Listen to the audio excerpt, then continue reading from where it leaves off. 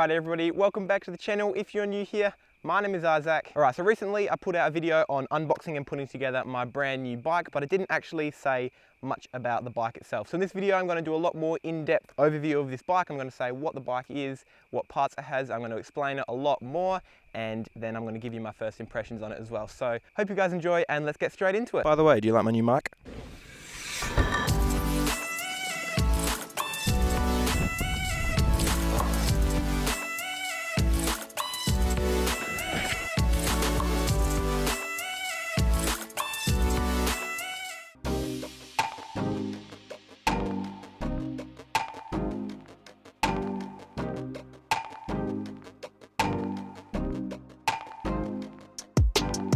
Alright, so as you would have seen by the title of this video, this bike is the 2021 Ghost Riot Enduro Universal mountain bike. A Universal is just the spec level and the color. This is the second from the top model, so there's one model above this, which is the Ghost Riot Enduro full party bike. So this model comes with the Marzocchi Bomber Z1 suspension fork. We've got 170mm up front and it's the air sprung version, not the coil fork.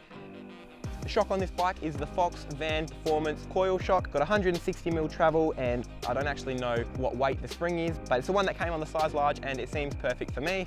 The Fox Van is their budget coil shock. It's just got compression, rebound, and that's pretty much it. So nice and simple, and I'm super excited to test out a coil shock. That's one of the things I wanted on my next bike and I now have it, so I cannot wait to ride a coil shock. So the drivetrain on this bike is the Shimano XT drivetrain with an SLX cassette. It's 12 speed and I'm super excited to test out the higher end model of Shimano drivetrains. I've ridden the Dior for a long time and have absolutely loved it, so hopefully the XT will work really well. Brakes, exactly the same as my old bikes. We've got the Shimano Dior brakes. They're the 4-pot brakes. They've worked really well on my last bike, so I'm hoping they will on this bike as well. We've got a 203mm rotor up front, and surprisingly, we've got a 203mm rotor on the back as well. So quite a large rotor for the back, and hopefully that'll make the brakes really nice and powerful. So the bars on this are just the ground 51 S1 bars. They're just the Ghost brand, I think. 780mm wide, and they've actually got the 31.8mm clamp diameter. So most modern enduro bikes will have the 35mm clamp,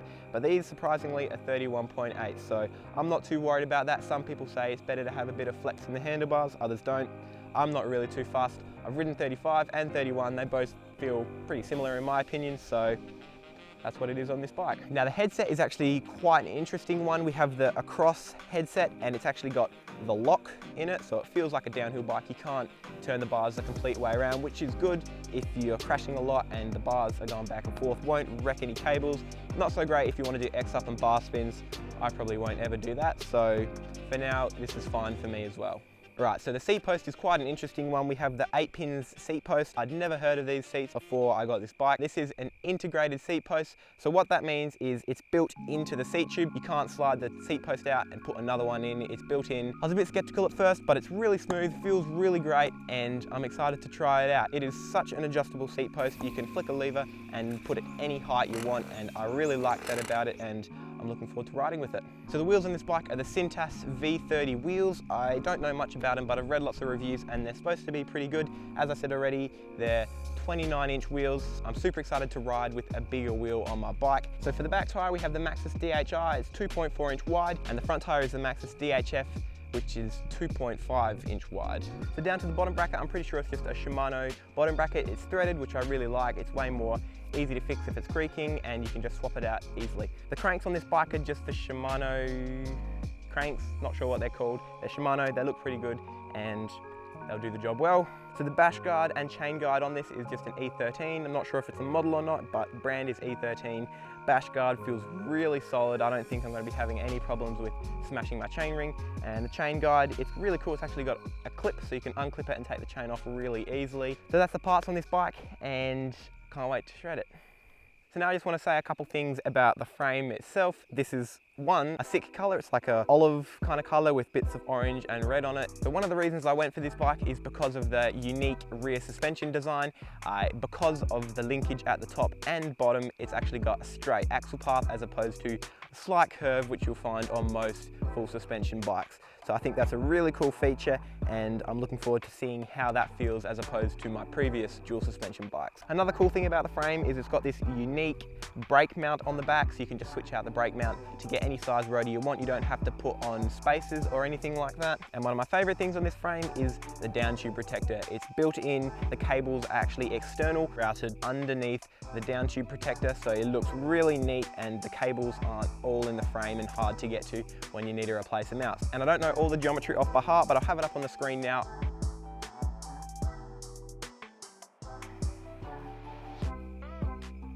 Alright, so when I ordered this bike, I was expecting a bit more to do when it came in the mail, but it pretty much came completely assembled except for the handlebars. Both the wheels were on, which I found very almost amusing, and it was quick and easy just to put the handlebars on, and then it was pretty much ready to ride. Alright, so my first impressions, as I've already said, love the frame colour. It's orange steel, so it suits all my riding gear, which I'm quite happy about. So I probably wouldn't have bought this bike if it was full price. It's $5 grand new, but I got it for just under $4,000, which is pretty good for the spec level this bike has, and so far I have no regrets getting this bike. I can't wait to ride it though, but as you'd probably know, I have a back injury at the moment. I should be on the bike in just over a week, so make sure you subscribe for that so you don't miss out when I finally can ride this bike. Alright, so that's the end of the video, guys. Just a bit more information about my new bike. If you have any questions or want to know what some of the parts are that I may not have mentioned, make sure you comment down below, and I'll hopefully be able to answer any questions you may have. Alrighty guys, so if you enjoyed this video, make sure you give it a like, and if you haven't already, definitely make sure you subscribe with notifications so you don't miss out on any videos, including when I ride this bike. Thank you so much for watching, guys, and I'll see you in the next one. Bye.